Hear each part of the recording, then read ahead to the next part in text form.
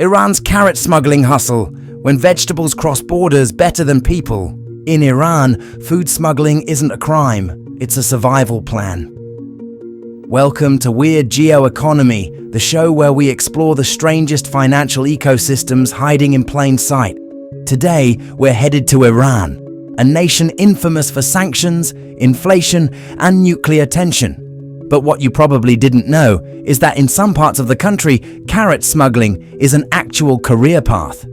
Yes, in Iran, vegetables aren't just eaten, they're trafficked. And it's not just about money, it's about making it through the week.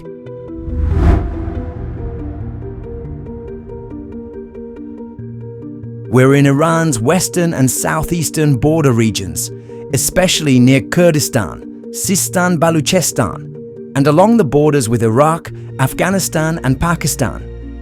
These are harsh, rural zones where formal employment is scarce, and border economies operate under entirely different rules. Here, residents don't just cross borders for family visits or trade.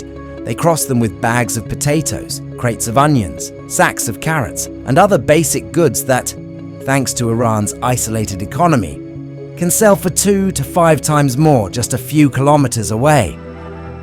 In some border villages, smuggling food has become the default side hustle, performed at night, across mountain trails, or through informal backdoor crossings.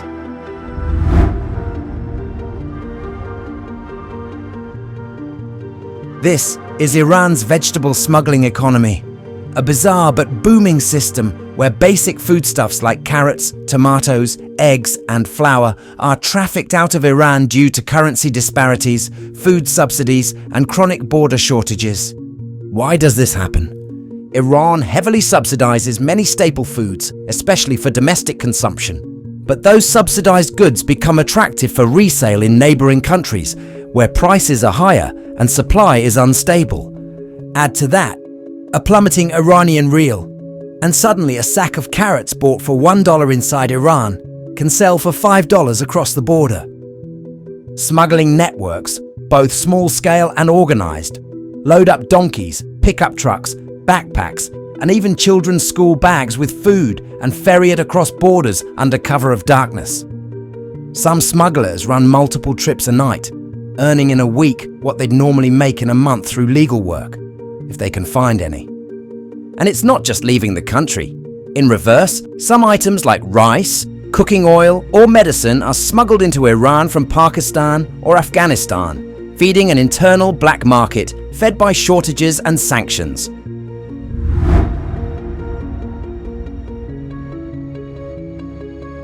Because Iran's economy is cornered and its people are boxed in. Since the reimposition of US and international sanctions, Iran has faced currency devaluation, hyperinflation on non-subsidized goods, severe unemployment in rural areas, high fuel and food subsidies that create artificial pricing gaps. And while big cities like Tehran or Isfahan still operate under the formal economy, the borders are where the informal market rules everything. People smuggle food not out of greed, but necessity. For many, it's the only way to feed their families or afford fuel and medicine. Even government workers and students in towns like Zahedan or Meravan are known to moonlight as couriers, dodging border patrols and bribing guards just to keep the cash flow alive.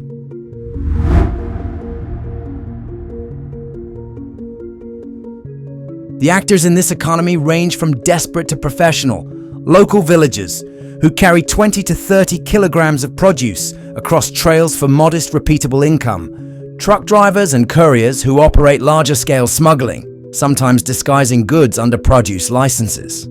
Organized networks who traffic not just carrots but diesel fuel, animal feed, tires and consumer electronics, treating food as one more line item in their inventory. Border guards, many of whom are either overwhelmed or complicit, accepting bribes in exchange for letting non-threatening food smugglers pass through. And buyers across the border, especially in Kurdish Iraq or Pakistan, who rely on smuggled Iranian produce for their own supply chains. It's a strange, inverted world. One where vegetables are contraband and carrot runners risk jail beatings or fines just for crossing invisible lines with a few kilos of greens.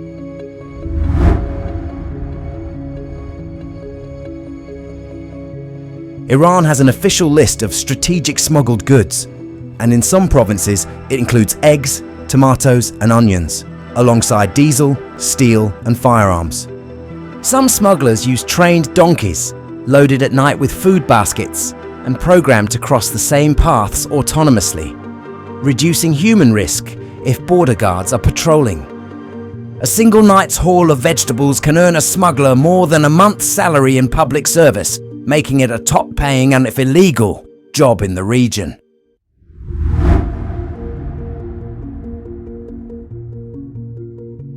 In Iran, where inflation burns and borders bleed, a bag of carrots can become currency, contraband or lifeline, depending on which side of the line you're on.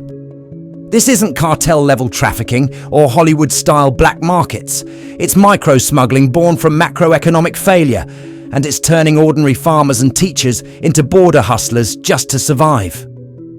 Subscribe to Weird Geo Economy for more unbelievable breakdowns of the world's strangest financial survival strategies, where even vegetables can become high-risk, high-reward hustle moves.